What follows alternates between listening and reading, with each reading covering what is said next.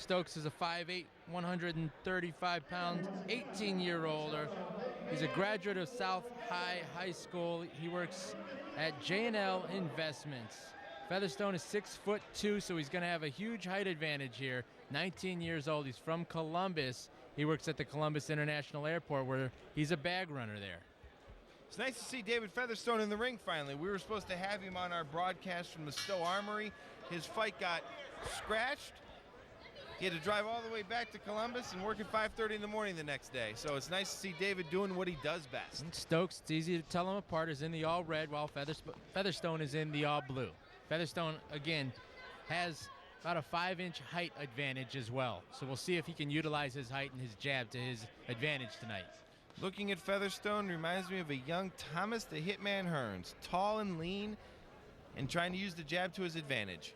And we got a shoe untied, and George Nichols noticed, so now Featherstone is going to go into his corner and get that tied up, and his trainer there is Junie Johnson, and he trains at the Thompson Rec Center in Columbus. So Junie's got that all shaped up, and now George Nichols calls the fighters back to the center of the ring, where again they will start boxing here in the first round.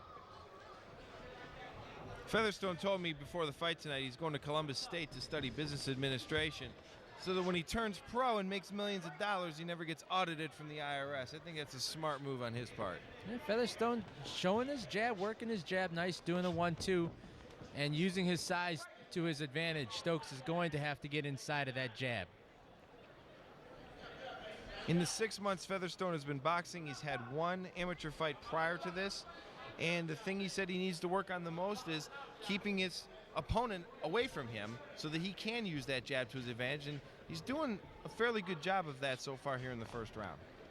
Well, the way to keep the opponent at bay is with a decent jab, George, so we'll see if he'll utilize that tonight.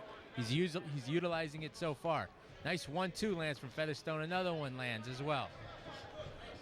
Stokes counters off the ropes. Likes his right hand, shakes it, but didn't have much of an effect on Featherstone. Got to be careful when you hot dog in the ring, because it can get you knocked out real fast.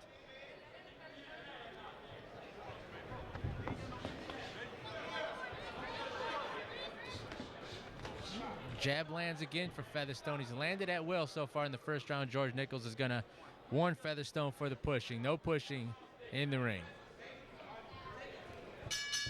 And that's going to do it for the first round between Chris Stokes out of Cleveland, David Featherstone out of Columbus. Let's take it to the corners now and see what they have to say. 3-round amateur lightweight round. And here she is once again from David Keys, Pub and Grill. Let's give it up for Lamani.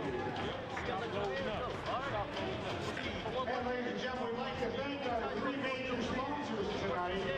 Teamsters Local 24, Miller Lite, and David Keys Pub and Grill, where the after-fight party will be held. Immediately following tonight's bout.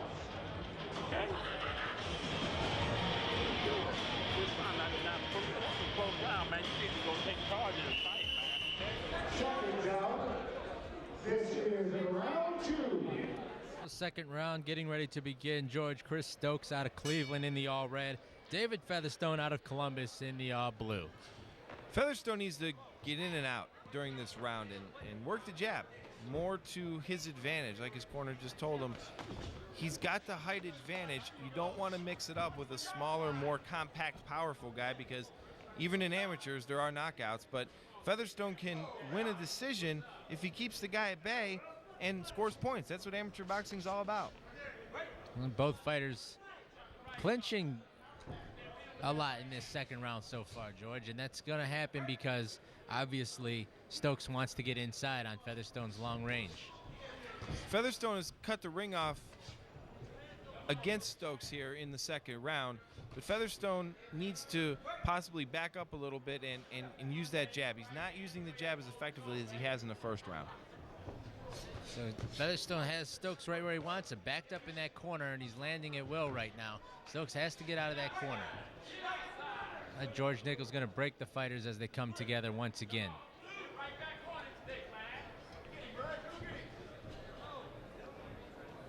Stokes switches southpaw momentarily, lands a left hand,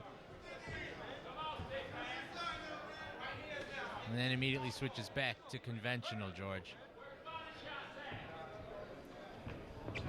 That's a good attribute to have as a fighter, being able to go to conventional and then switching over to southpaw and back to conventional again. That really can confuse an opponent in the ring.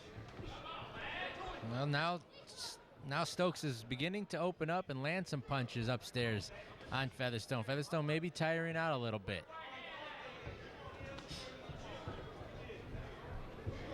Now Featherstone quietly and just so subtly trying to back Stokes right back into that corner, George, where we've seen him earlier in this round. That's, again, not where Stokes wants to be. Nice right hand lands by Featherstone.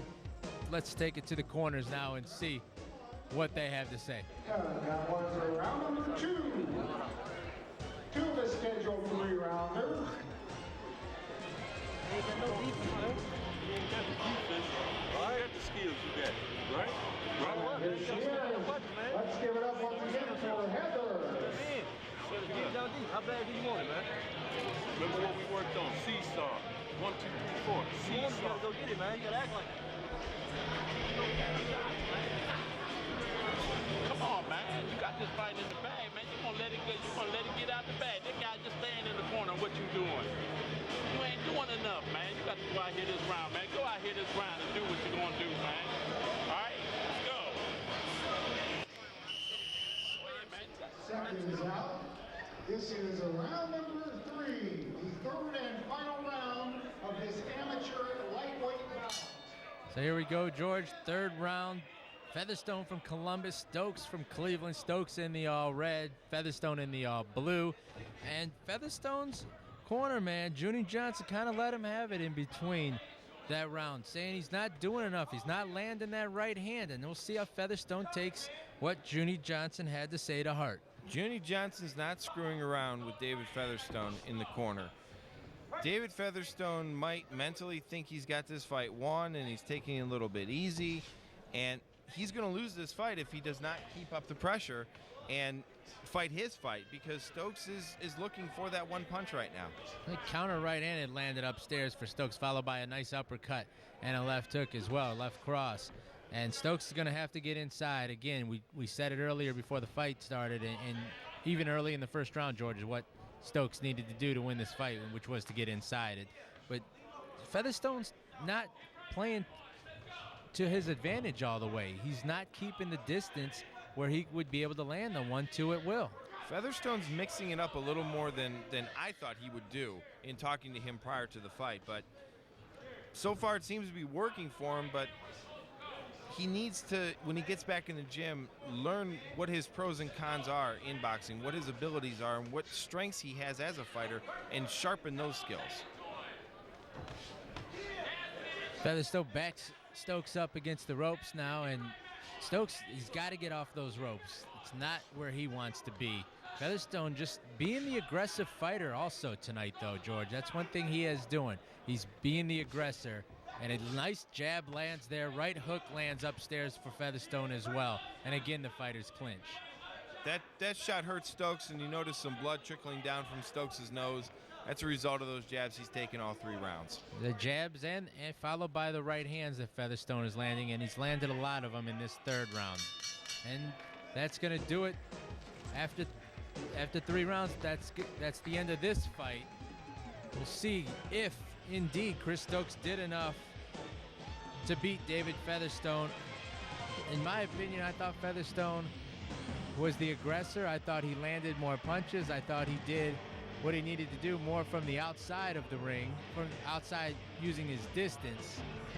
And I think Featherstone will get the decision. But again, it's not my decision to make. It's up to the judges, and it's up to the judges to see who had the most points scored in the bout, who landed the most telling punches, who landed the most shots that they could see, the clearer landed shots. That's who's going to determine the winner. So Chris Stokes from Cleveland, David Featherstone from Columbus. Featherstone had the height advantage coming into tonight. He had about a 5-inch height advantage. And for the most part, Featherstone used that height advantage to his advantage as he was working his jab, trying to keep Stokes on the outside. But Stokes did his part as well in trying to be aggressive and trying to get on the inside. And he landed some heavy shots on Featherstone as well. It's up to the judges now, and let's take it up to our ring announcer, Sean Matheny, who has the scorecards in his hands. And ladies and gentlemen, the judges have done their work.